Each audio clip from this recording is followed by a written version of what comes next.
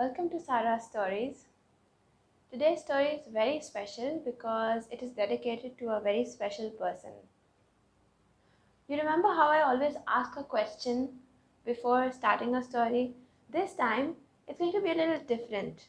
I'm going to start telling the story right away. Once upon a time, in a faraway land, there was a king. And the king thought that he was too wise, but he was not.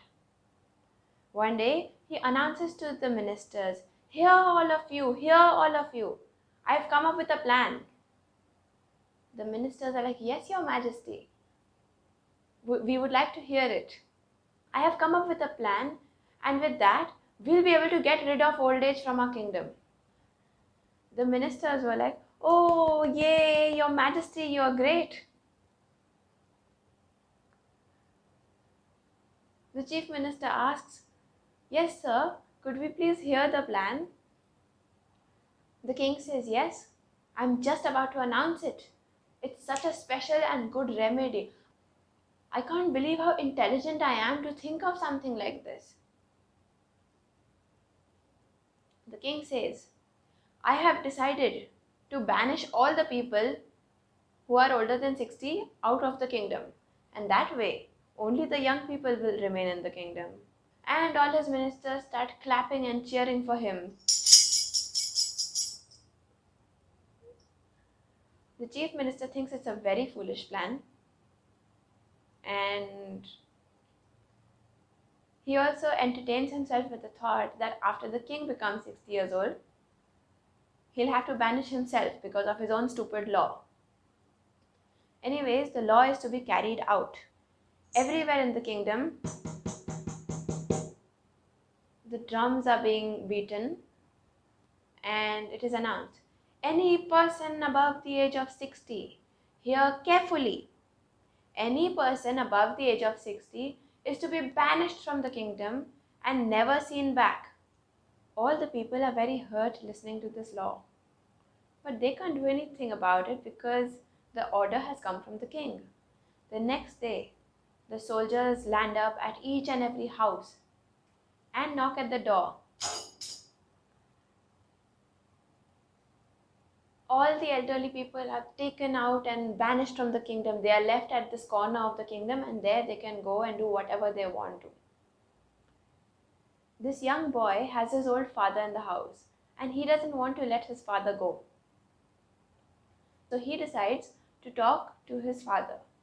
The father says, "My son, it is the king's law. Why don't you agree? Why don't you let me go?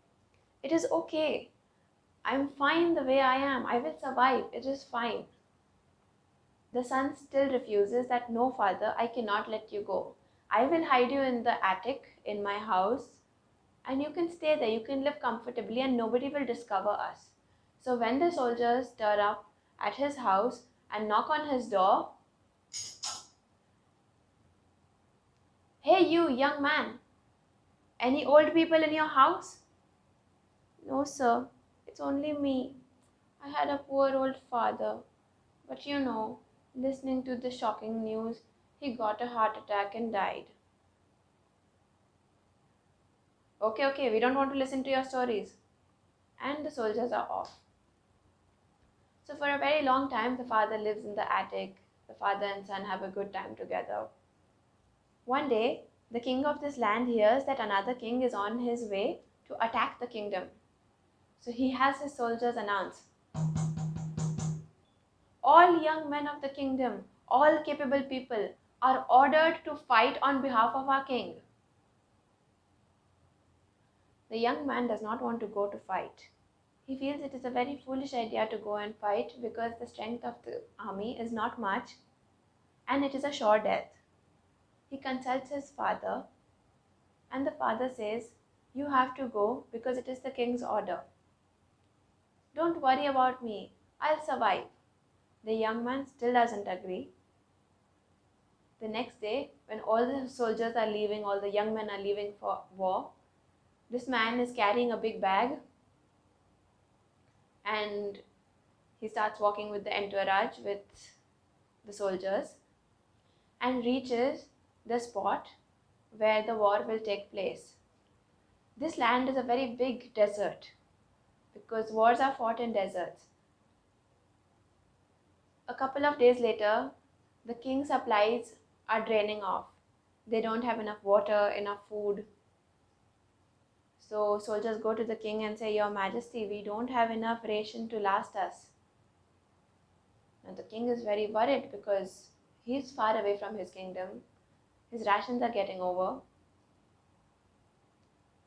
He says, Anybody who can find water for me, I will really be thankful to that person. Everybody has their little stock of water and they're not ready to part with it. So this young man, he got his father in that big sack that he was carrying. He goes and consults him. Father, we're running out of water. What do we do? How do we get some water? The father says, Let me peep out for a while when everybody is sleeping at the break of dawn. So the father peeps out. He tells his son, That is the spot you'll find water. You can go and dig it up. So the young man goes to the king and says, Sir, you'll find water at that spot. Let's go and dig it up. They dig, and sure enough, they find water. The young man is rewarded by the king. He's very happy. Later on, the king also asks, Young man, since you're so smart, please find food for our army. We have enough to last only a couple of months, and I don't think the war will be over by then. The young man goes back to the father. Father, we're in the middle of a desert. Where will I get food from? The father says, Don't worry, son. Look at the sky. It is going to rain. In 2 months, you'll have a lot of food on the tracks that you came, on the tracks that you followed and came here. The son was perplexed. He said, How is that even possible? The father said, Yes, wait and watch. So a month later, the young man took the king to the tracks that they had come from and found it laden with rice and dal, crops almost ready to harvest. The king thought, how did this happen? And he got people to help him harvest it. Later on, he called the young man, he rewarded him, and he said, Thank you, young man. You kept the morale of our soldiers up. You didn't let us fail, and that is why we have won this war. We are so honored to have someone like you in our army. You're so wise. At this point, the young man confesses, Sir, I have something to tell you. It wasn't me who found the water. It wasn't me who found the food. I broke a law. I got my father along. I didn't send him out when he was banished. And he came with me, and all of these are his ideas. The king understood. He said, Okay, bring your father to me. The young man is very scared that maybe he'll take my father away from me, but he gets him. And the king, instead of punishing the father, rewards him, saying, Sir, you have opened my eyes today. Older people are not a burden on us. They are, in fact, our treasures. They are the ones who are our advisors, and they have ample of experience in life to guide us. So I welcome all the people I banished back into the kingdom, and I make you the chief advisor in my kingdom. And that's how the story ended. The king learned his lesson. So when people grow older, they don't become burdens on the society. They are, in fact, treasures of wisdom, of guidance, and ample of experience to help us move throughout our lives.